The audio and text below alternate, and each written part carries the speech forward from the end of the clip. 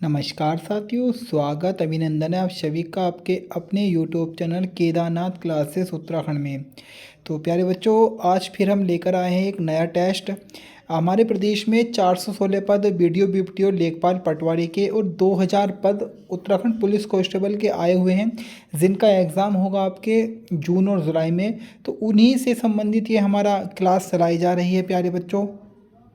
और आप सभी को पता है कि यू के ट्रिपल एस का कोई लेवल नहीं होता है, वो 12th लेवल में ग्रेजुएशन लेवल के क्वेश्चन दे देता है और ग्रेजुएशन में 12th लेवल के, तो कोई लेवल नहीं होता है।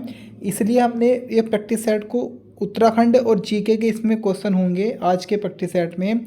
और इसमें हमने उत्तराखंड बीएस नेगी, अजय रावत जी की बुक और परीक्षा माड़ी की बुक के क्वेश्चन को रखा है। साथ ही साथ दिखेगा प्यारे बच्चों, अगर चैनल को अभी तक सब्सक्राइब नहीं किया तो सब्सक्राइब कर लें। रोज़ाना रात के 8 बजे आपको ये टेस्ट मिलेगा हमारे इसी चैनल पे, और फ्री पीडीएफ मिलेगी हमारे व्हाट्सअप और जो हमारा ग्रुप बना हुआ टेलीग्राम का, दोनों का लिंक आपको डिस्क्रिप्शन में मिल जाएगा।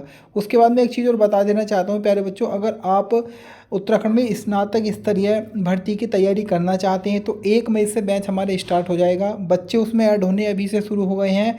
उसके अलावा इसमें बहुत सारी चीज़ें उसमें हम देंगे, संपूर्ण आपका सिलेबस कवर कराया जाएगा। मात्र 99 रुपये उसकी फ़ीस है। इस नंबर से आप जानकारी ले सकते हैं। बाकी आप हमारे ग्रुपों में जुड़ेंगे और नीचे मैंने वीडियो दिया है तो वहाँ पे आपको पूरी जानकारी मिल जाएगी। बहुत एक अच्छे स्तर से और एक तरीके से यूके ट्रिपल एस के जो पैटर्न होता है उसको टारगेट करके तैयारी कराई जाएगी। तो आप हमारे बैच को ज्वाइन कर सकते हैं। अभी बच्चे जुड़ने स्टार्ट हो गए हैं और आपके जल्दी ही इसको 1 मई से हम क्लासेस रेगुलर स्टार्ट कर देंगे। तो चलेगा, आज की इस वीडियो की शुरुआत करते हैं। और वीडियो को शुरू करने से पहले एक बात मैं और आपको बता देना चाहता हूँ। इस वीडियो को आप एक तरीके से एक रिवीजन के तौर पे लीजिएगा कि आपको रिवीजन करना है अच्छे तरीके से, उस हिसाब से आप इस वीडियो को देख सकते हैं। आपने कितना भी पढ़ा हो, और यहाँ से आपको 20 मिनट में लगभग मैं 60 से 70 क्वेश्चन आपके करा दूंगा। चलिएगा, शुरुआत करते हैं आज की इस वीडियो की। क्वेश्चन नंबर हमारा आज का पहला है और शुरू में कुछ क्वेश्चन जीएस के होंगे और उसके बाद उत्तराखंड के।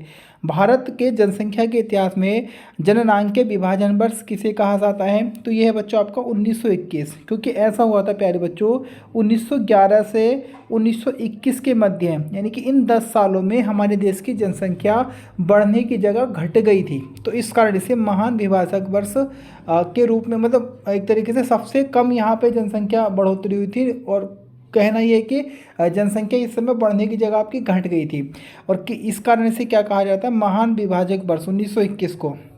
उसके बाद हम बात करें पहले बच्चों, भारत की पहली जो जनगणना हुई थी वो हुई थी 1872 में, लॉर्ड मेयो ने इसे कराया था। उसके बाद भारत की नियमित जनगणना हुई है 1881 में, जिसको लॉर्ड रिपन ने कराया था।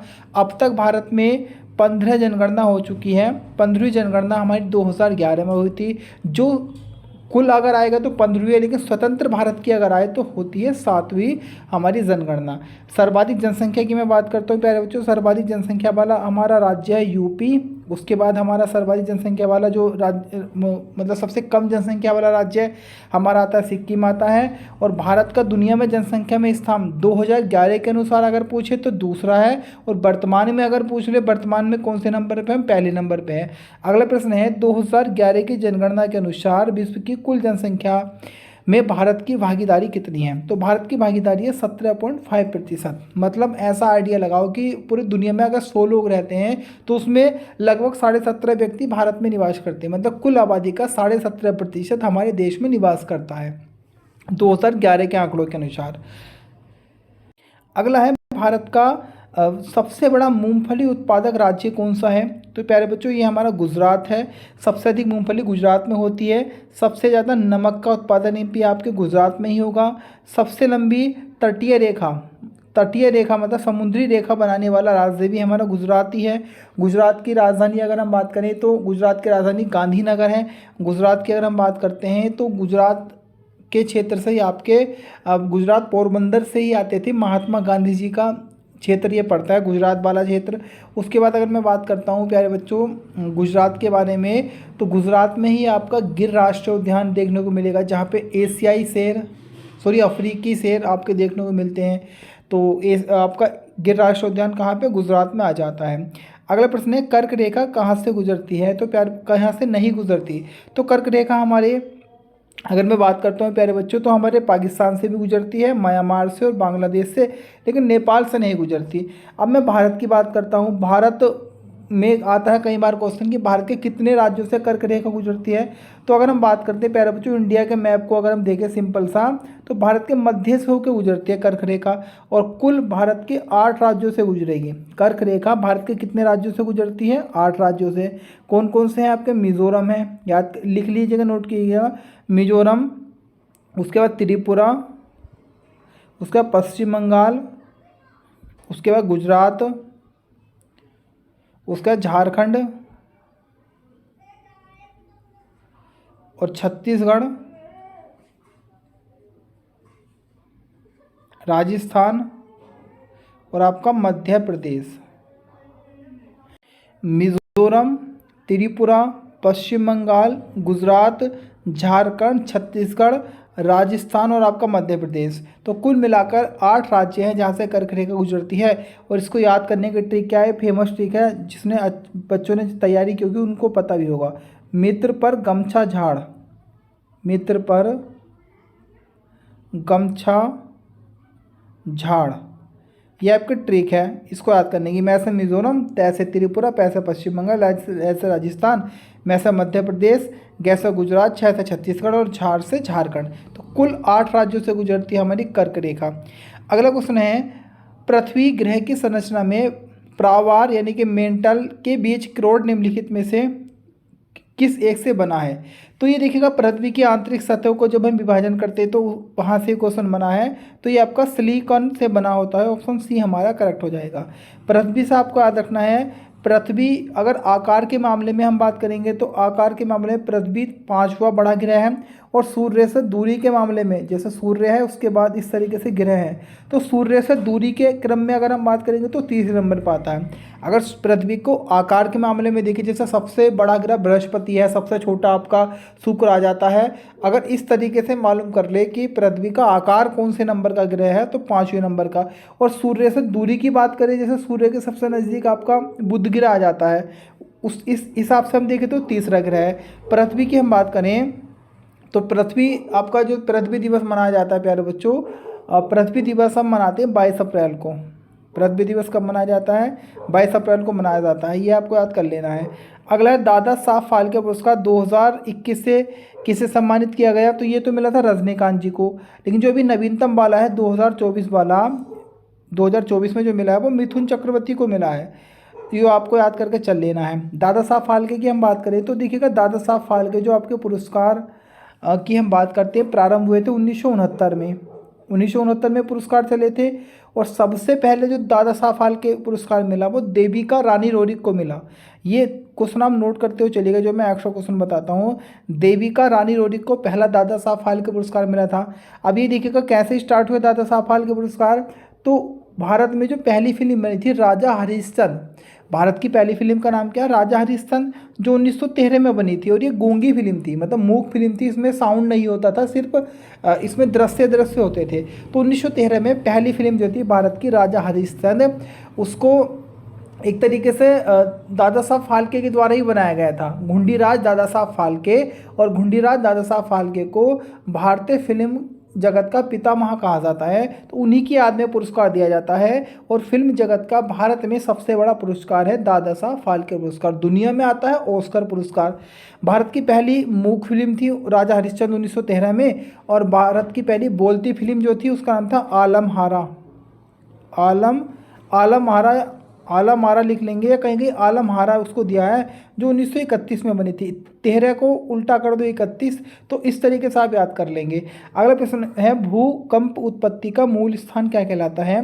तो भूकंप उत्पत्ति का मूल स्थान फोकस कहलाता है। ऑप्शन सी हमारा करेक्ट हो जाएगा। अगला प्रश्न है हमारा, सुमेलित नहीं है तो एक घास के मैदान दे रखे और किस जगह पे? बेरल आपके अफ्रीका में पाए जाते हैं, बिल्कुल सही है। कैंटरबरी आपके न्यूजीलैंड में, ये भी सही है। लानोज आपके वेनेजुएला में, ये भी सही है। लेकिन हम बात करें पार्कलैंड प्यारे बच्चों, तो पार्कलैंड ब्राज़ील में नहीं पाया जाता। पार्कलैंड आपके यूएसए यानी कि अमेरिका में मिलते हैं, उसके बाद ऑस्ट्रेलिया में मिलते हैं, और आपके कनाडा में मिलते हैं। तो इन जगह पे आपके पाए जाते हैं, और ये आपके ऑप्शन डी इस तरीके से सही हो जाएगा। अगला क्वेश्चन है, साइबेरियाई क्षेत्रों में समशीतोष्ण कोरधानी वन को किस नाम से जाना जाता है? तो ये आपको टेगा वन के नाम से जानते हैं। ऑप्शन सी हमारा करेक्ट हो जाएगा, ऑप्शन सी हमारा सही है। अगला प्रश्न है, क्षेत्रफल की दृष्टि से विश्व का सबसे बड़ा भू आवेष्टित देश यानी कि लैंड लॉक्ड कंट्री कौन सी है? तो ये आपका हो जाएगा क्वेश्चन नंबर 35 का आंसर डी हो जाएगा, कजाकिस्तान। कजाकिस्तान सबसे बड़ा भू आवेष्टित देश हो जाएगा, ऑप्शन सी सही है।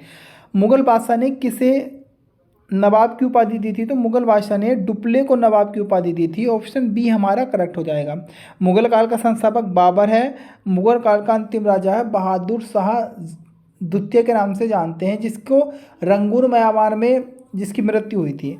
एनी बेसेंट भारतीय राष्ट्रीय कांग्रेस की अध्यक्ष कब बनी? तो एनी बेसेंट भारतीय राष्ट्रीय कांग्रेस की अध्यक्ष 1917 में ये बनी थी। एनी बेसेंट पहली महिला अध्यक्ष थी, याद रखना। क्वेश्चन आएगा कि कांग्रेस की पहली महिला अध्यक्ष कौन थी? एनी बेसेंट 1917 में बनी थी। क्वेश्चन आएंगे, भारतीय राष्ट्रीय कांग्रेस की स्थापना कब हुई है? स्थापना हुई थी 1885 में, और गोकुलदास तेजपाल संस्कृत विश्वविद्यालय जो मुंबई में पड़ता है वहाँ पे इसकी स्थापना हुई थी, और कुल 72 प्रतिनिधियों ने इसमें भाग लिया था। पहला कांग्रेस की स्थापना हुई थी, उसमें 72 प्रतिनिधि शामिल थे, और जो इसको स्थापित किया था कांग्रेस को वो ए.ओ. ह्यूम ने किया था। ए.ओ. ह्यूम, याद रखेंगे, एलन ऑक्टन ह्यूम। इसको हर्मिट ऑफ शिमला कहा जाता है। और कांग्रेस के जो पहले अध्यक्ष थे वो थे डब्ल्यू.सी. बनर्जी यानी कि व्योमेश चंद्र बनर्जी पहले कांग्रेस के अध्यक्ष थे। उसके बाद आएगा पहले अंग्रेज अध्यक्ष, अगर पूछ ले कांग्रेस के पहले अंग्रेज अध्यक्ष तो जॉर्ज यूले आपको याद करके चल लेना है। उसके बाद अगर हम बात करते हैं कांग्रेस के बारे में, तो कांग्रेस के पहले पारसी अध्यक्ष अगर पूछ लो तो दादा भाई नौरोजी कांग्रेस के पहले पारसी अध्यक्ष थे। अब आपसे मैं कमेंट में पूछता हूँ कि कांग्रेस के पहले मुस्लिम अध्यक्ष कौन थे, आपको ये बताना है। अगला क्वेश्चन है, महाराष्ट्र का सुकरात किसे कहा जाता है? तो एम.जी. रानाडे यानी कि महागोविंद रानाडे को। अगला क्वेश्चन है, खो नदी के किनारे बसा शहर कौन सा है? तो प्यारे बच्चों, पौड़ी गढ़वाल का कोट द्वार खो नदी के किनारे स्थित है, इसको गढ़वाल का द्वार के नाम से जानते हैं। अगला प्रश्न है, किस पवार शासक ने नापतोल की पद्धति जिसका नाम है पाथा या इसको हुली पाथा बोलते का प्रचलन किया है? तो अजयपाल ने किया है।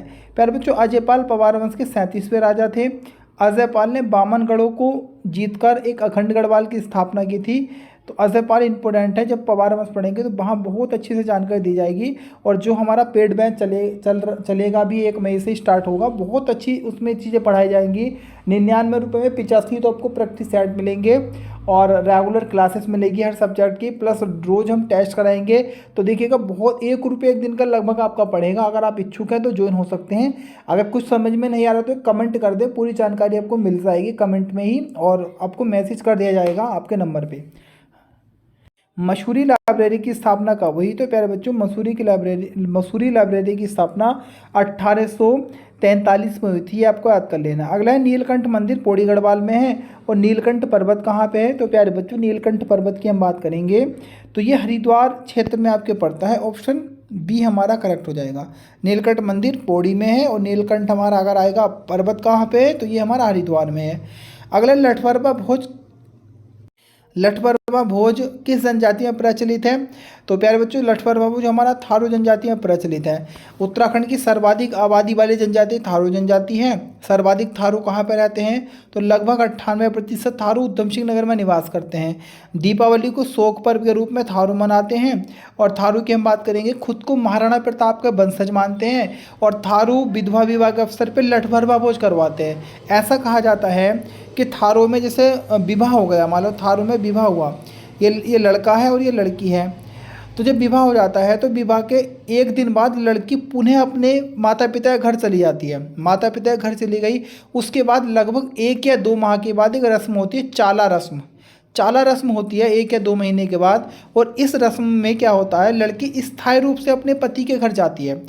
लेकिन कभी ऐसा हो जाए कि ये चाला रस्म से पहले मतलब चाला रस्म नहीं हुई, लड़की स्थायी रूप से लड़के के घर नहीं गई, और पहले इस लड़के की अगर मृत्यु हो जाती है, तब क्या होता है प्यारे बच्चों, ये जो लड़की थी, इस लड़की का पुनः विवाह करते हैं इसके पिताजी और एक लठभरवा भोज कराया जाता है। तो कहते हैं विधवा विवाह के अवसर में पर, यानी कि जो लड़की विधवा हुई थी उसका पुनः विवाह होता है, तो उस अवसर पर किस जनजाति में लठभरवा भोज कराते हैं, तो आपके थारू जनजाति में कराते हैं।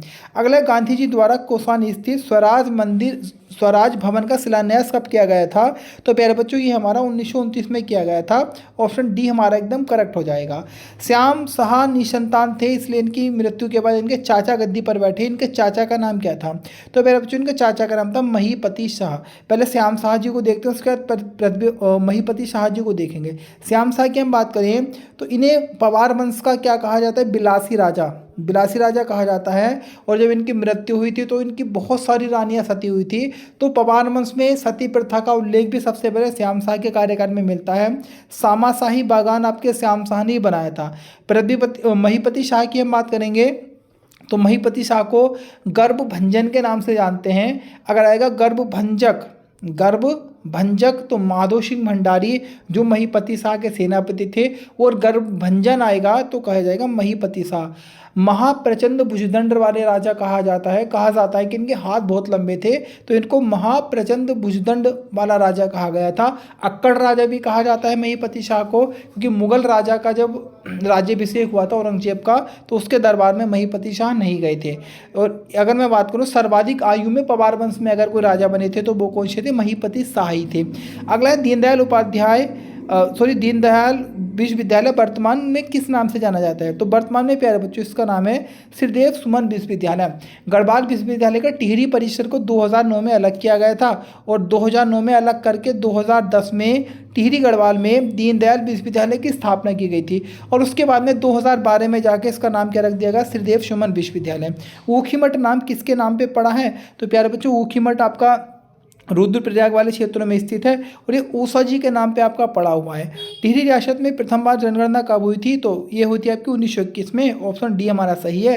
टिहरी रियासत के पहले राजा सुदर्शन शाह, और सुदर्शन शाह पवार वंश के किस क्रम के राजा हैं, 55वें राजा हैं। टिहरी रियासत में सबसे पहले अंग्रेजी का प्रारंभ किसने कराया, तो आपके प्रताप शाह आएंगे।